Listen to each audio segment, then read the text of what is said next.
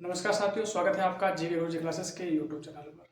जैसा कि आप जानते हैं कि हमारी इस क्लास में आपके राजस्थान की जो संत संप्रदाय है उनसे संबंधित हमारी क्लासेस चल रही है। और उसी कड़ी को आगे बढ़ाते हुए आज हमारा जो संत संप्रदाय है उसकी आपके 7वीं क्लास आपके रहने वाली है। पिछली क्लास में हमने जसनाथ जी के बारे में और जम्बो जी के बारे में डिटेल के साथ पढ़ा था, और कुछ बातें जो जम्बो जी के बारे में रह गई थी उसको भी आज की इस क्लास में हम कवर करने वाले हैं, ताकि आपके कोई भी जो प्रश्न है वो आपके एग्जाम में छूटे नहीं। साथ ही जितना भी मैटर आपके एग्जाम में पूछा जाता है वो पूरा का पूरा मैटर हमारे अगर नोट से ही आए, ऐसे पूरा का पूरा प्रयास मैं आपके लिए कर रहा हूँ। तो इस वीडियो को लाइक शेयर और चैनल को सब्सक्राइब आपके जरूर करिएगा। साथ ही वे विद्यार्थी जिन्होंने अपने पिछली क्लास नहीं देखी तो कृपा करके आपके वो भी पिछली क्लास आप जरूर देखिएगा, क्योंकि आप एक सीक्वेंस में पूरी क्लास देखेंगे तो आपको हर टॉपिक अच्छे से, हर पॉइंट अच्छे से समझ में आएगा, और साथ ही आप उनके आपके करने क्रम से आप नोट्स भी बना पाओगे, ताकि बाद में आपको रिवीजन करने में थोड़ी आसानी रहेगी। तो बिना देरी के चलिए शुरू करते हैं आज की हमारी क्लास। तो मैंने बताया था कि पिछली क्लास में हमने जाम्बो जी के बारे में पढ़ा, जिसमें हमने बात करी थी कि जाम्बो जी के हमने बताया था कि इनके जन्म के बारे में बात करी थी कि इनका जन्म आपके पीपासन नागौर में बताया मैंने। इनकी मृत्यु बताई थी कि इनकी मृत्यु है वो लालासर बीकानेर में हुई थी। इनका जो मूल नाम है वो धनराज मिलता है। कहते हैं कि इनके पिता का नाम आपके लोहट राम, माता का नाम आपके हंसा देवी था, इनके गुरु का नाम आपके गोरखनाथ था। कहते हैं कि इन्होंने 1485 में आपके जो विष्णु संप्रदाय है उसकी स्थापना करी थी। विष्णु पे कुल मिला के कहते हैं कि जो विष्णु के मानने वाले लोग हैं वो कुल मिला के 29 नियमों का पालन करते थे। इनके अलावा हमने बात करी थी कि जो जाम्बो जी है उनकी जो प्रमुख ग्रंथ है, यानी जम्ब सागर, जम्ब संहिता, विष्णु धर्म प्रकाश और आपके और इसके अलावा 120 शब्द वाणियां, ये जो सारी बातें हमने पिछली क्लास में पढ़ी थी, और उसी को आगे बढ़ाते हुए जो पॉइंट रह गए थे उसको हम इस क्लास के माध्यम से हम कवर करने वाले हैं। तो सबसे पहले हम जानेंगे कि आपकी याद रखिएगा कि जो सिकंदर आपके जो जाम्बू जी थे, उन जाम्बू जी के प्रभाव से कहते हैं कि सिकंदर लोधी है, उन सिकंदर लोधी के द्वारा कहते हैं कि जो गो हत्या और वृक्ष कटाई पर आके रोक लगाई थी। तो याद रखिएगा कि जो जाम्बू जी है, जाम्बू जी के प्रभाव से कहते हैं कि सिकंदर लोधी ने, और ये प्रश्न आपके एग्जाम में आने लायक प्रश्न आपके रहता है कि सिकंदर लोधी या फिर ऐसे जाम्बू जी के प्रभाव से किस व्यक्ति ने कहते हैं गो हत्या पर और वृक्ष कटाई पर आपके रोक लगाई थी। तो याद रखिएगा कि आपके जो सिकंदर लोधी है उनके द्वारा कहते हैं कि आपके जो गो हत्या और वृक्ष कटाई पर आपके रोक लगाई थी। अगला आता है कि इनके प्रवचन स्थल के बारे में बात कर रहे थे। तो इनका जो प्रवचन स्थल है वो होता है आपके कहाँ पर है। तो याद रखिएगा कि जो समाथल आपके समाथल है, जो धोरा है, समाथल धोरा बीकानेर में, वहां पे कहते हैं कि इनका जो आपके प्रवचन स्थल था। और याद रखिएगा कि इंपॉर्टेंट इसमें ये बात है कि इसके जो प्रवचन स्थल है उसको सांतरी के नाम से जानते हैं। किस नाम से? सांतरी के नाम से कहते हैं कि जो जाम्बो जी है उनके प्रवचन स्थल वो आपके जाना जाता है या फिर कहा जाता है। तो इसके बारे में जरूर ध्यान रखिएगा। इसके अलावा इनका जो प्रमुख तीर्थ स्थल भी था जो था आपका जाम्बा फलोदी में है। कहाँ पे था? जाम्बा फलोदी में है। और इस स्थान को आपके कहते हैं कि विष्णु संप्रदाय का पुष्कर भी कहते हैं। तो इंपॉर्टेंट बात है कि विष्णु संप्रदाय का पुष्कर किसे कहते हैं। तो याद रखिएगा कि जो जाम्बा है वो जो कहाँ पर है? फलोदी में स्थान है। और ये कहते हैं कि आपके जो आपके जाम्बो जी या फिर कह सकते हो कि विष्णु संप्रदाय का एक महत्वपूर्ण स्थान रहता है। फिर हम बात करेंगे कि इनका जो मेला कब लगता है। तो इनका जो मेला है वो कहते हैं कि साल में 2 बार लगता है, एक आपके चैत्र में और एक आपके भाद्र की जो अमावस्या है। एक आपके चैत्र की और एक भाद्र की अमावस्या है, उस दिन कहते हैं कि इनका जो मेला है वो लगता है। कहते हैं कि संप्रदाय के लोग हैं वो सबसे अधिक कहते हैं कि आपके जो खिचड़ी के जो वृक्ष है, खिचड़ी का जो वृक्ष है उसको सबसे अधिक जो पवित्र है वो आपके मानते हैं। और याद रखिएगा कि जो खेड़ी है जिसे आपके वैज्ञानिक नाम मिलता है आपके प्रोसेपिस सिनेरियो मिलता है, जिसे आपके कहते हैं कि 31 अक्टूबर, खेड़ी की बात करूँ तो मैं अगर इसको 31 अक्टूबर 1983 को कहते हैं कि राज्य वृक्ष का दर्जा मिला था। और याद रखिएगा कि आपकी जो 12 सितंबर है, 12 सितंबर को कहते हैं कि आपकी खेड़ी दिवस है वो भी मनाया जाता है। ठीक है, ये सारी बातें आपके खेड़ी से संबंधित रहती है। और इस खेड़ी के वृक्ष को कहते हैं कि सबसे अधिक आपके जो पूजनीय वृक्ष के रूप में आपके मानते हैं वो आपके विष्णु संप्रदाय के लोग मानते हैं। फिर अगला एक शब्द मिलता है विष्णु संप्रदाय से संबंधित, मिलता है माटो। क्या मिलता है? माटो शब्द मिलता है। ये माटो शब्द है वो आपके विष्णु संप्रदाय से मिलता है। माटो क्या होता है कि बीकानेर के जो शासक थे, बीकानेर के राजा थे, वो कहते हैं कि जाम्बो जी से बहुत प्रभावित थे। बीकानेर के राजा थे वो जाम्बो जी से अधिक प्रभावित थे। और जाम्बो जी से प्रभावित होने के कारण कहते हैं कि जो उनका जो आपके राज्य का जो झंडा था, राज्य का जो आपके झंडा था उस पर कहते हैं कि जो खीरी वृक्ष है उस पर खीरी वृक्ष का चित्र आपके अंकित करवाया था। यानी आपके बीकानेर के राजा है उनके द्वारा कहते हैं कि आपने जो राज्य वृक्ष के रूप में, और साथ ही जो राजकीय जो झंडा था उस झंडे पर कहते हैं कि खीरी वृक्ष है उसका चित्र करवाया गया था। उस चित्रित झंडे को कहते हैं माटो। क्या कहते हैं? माटो। तो याद रखिएगा कि जो बीकानेर के राजाओं ने कहते हैं खिजड़ी वृक्ष को आपके राज्य की झंडे में कहते चित्रित किया था, उसे क्या कहते हैं? आपके माटो कहते हैं। फिर अगला आता है कि आपके एक जाम्बू जी है, उनके समकालीन कौन कौन से शासक थे, क्योंकि कई बार आपके इस संबंधित भी प्रश्न पूछ लिया जाता है कि निम्न में से कौन से शासक है जो जाम्बू जी के समकालीन थे, या निम्न में से कौन से जो जाम्बू जी के समकालीन नहीं थे, तो उसके बारे में प्रश्न पूछ लिया जाता है। तो हमें दोनों तरह के प्रश्न आपके याद रखना है। तो जाम्बू जी के समकालीन कुल मिला के आपके 6 शासक हैं, वो मिलते हैं। कितने मिलते हैं? 6 शासक है। याद रखिएगा कि जाम्बू जी संबंधित आपके 6 शासक मिलते हैं। वो कौन कौन से? तो याद रखिएगा कि एक पुस्तक थी आपके कथा जैसलमेर की। कौन सी थी पुस्तक? कथा जैसलमेर की, जो कहते हैं कि कवि बिल्हो जी की पुस्तक थी। किसकी थी? पुस्तक थी आपके कथा जैसलमेर की, जिसके लेखक थे आपके कवि बिल्हो जी। और उस पुस्तक के अकॉर्डिंग कहते हैं कि कुल मिला के 6 शासक ऐसे थे जो आपके जाम्बू जी के समकालीन थे। तो 6 आपके शासकों की बात करूं तो एक तो था आपके सिकंदर लोदी, दिल्ली का शासक था आपके सिकंदर लोदी, वो था। दूसरा था एक आपके नागौर का शासक था आपकी नवाब मोहम्मद खान। नवाब मोहम्मद खान है वो आपके था। तीसरा था आपके राव दुल्ला, जो कि आपके मेरठा के शासक थे। चौथा मिलता था आपके राव शातलदेव, जो आपके जोधपुर के शासक थे। पांचवा मिलता है आपके राव जय सिंह, जो बीकानेर के शासक थे। छठा था आपके महाराणा सागर, जो आपके मेवाड़ के शासक थे। यानी कुल मिला के जो 6 शासक थे वो आपके जाम्बू जी के समकालीन माने जाते हैं। और किसके अनुसार अगर पूछ लिया जाए तो याद रखेगा कि पुस्तक है तथा जैसलमेर की, उसके अनुसार ये आपके 6 शासक जाम्बू जी के समकालीन थे। और अगर पूछा जाए कि इस पुस्तक के लेखक कौन है, तो याद रखिएगा कि कवि बिल्हो जी है, वो इस पुस्तक के लेखक माने जाते हैं। फिर अगला है कि आपके जो ये तो हमें जितनी बातें हैं वो सारी जाम्बू जी के बारे में और विष्णु संप्रदाय है उनके बारे में पूरी डिटेल कर दी थी।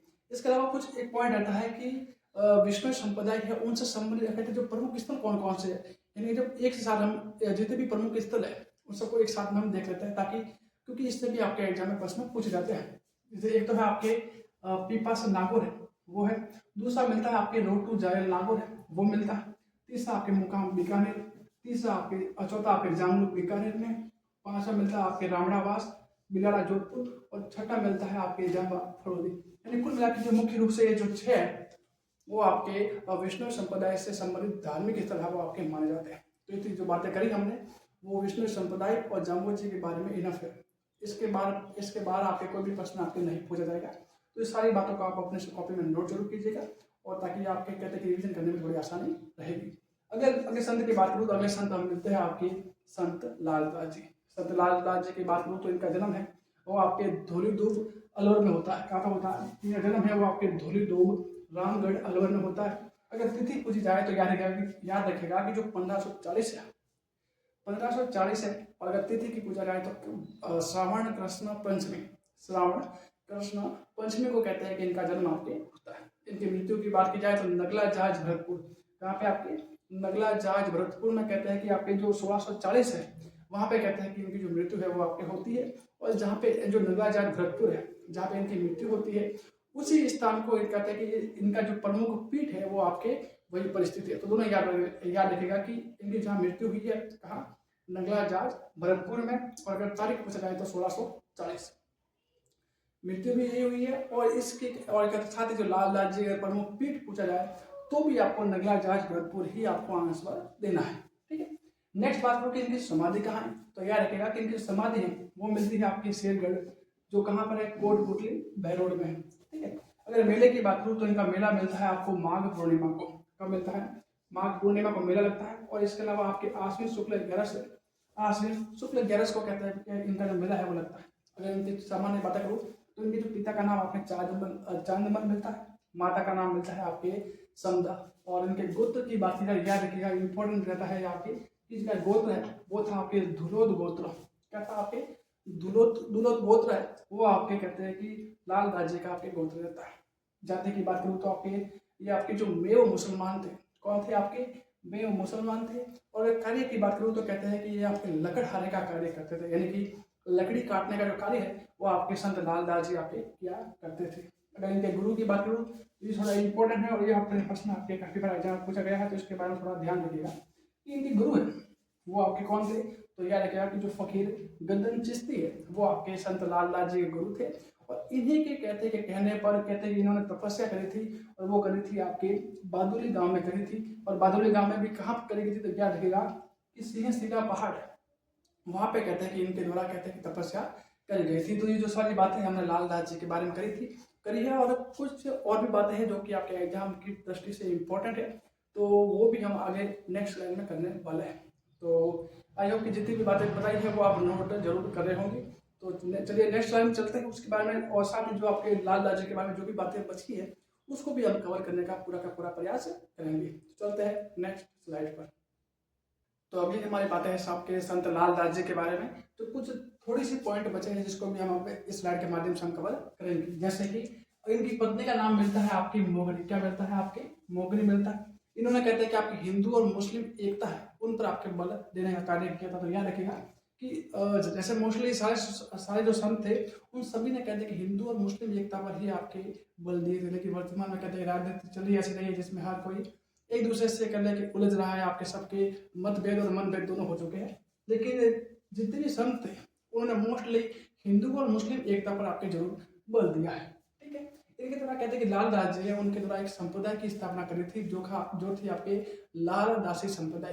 क्या थी आपके लाल दासी संप्रदाय है, वो थी लाल दासी संप्रदाय थी। साथ ही लाल दास जी ग्रंथ की बात करूँ तो इनका ग्रंथ था आपके लाल दास जी चेतावनी। क्या थी, लाल दास जी चेतावनी थी। तो ये तो थोड़ा कॉमन प्रश्न है क्योंकि इसमें शब्द लाल दास जी आ जाता है, लेकिन इसमें थोड़ा सा ट्रिक प्रश्न बनता है कि ये जो ग्रंथ था वो किस भाषा में लिखा गया है। ये थोड़ी पॉइंट है वो ध्यान देने योग्य है कि इसमें जो ये भाषा है वो आपके मेवाती है।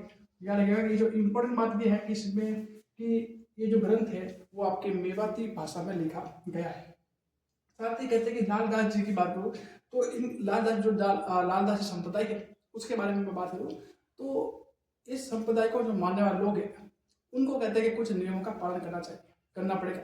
और वो था कि जैसे जब इनको मानने वाले लोग हैं वो कहते हैं कि उनको आपके कहते हैं कि सबसे पहले उसका मुंह काला किया जाता है, फिर उसको गधे पर उल्टा बैठाया जाता है, और फिर कहते हैं कि पूरे गांव में कहते हैं कि घुमाया जाता है।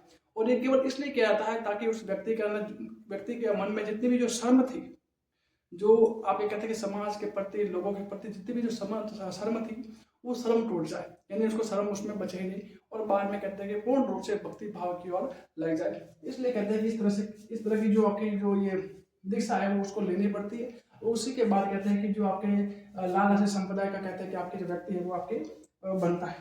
ठीक है, ये सारी बातें हमने लाल दास जी के बारे में करी। अगले संत आते हैं आपके संत हरिदास जी।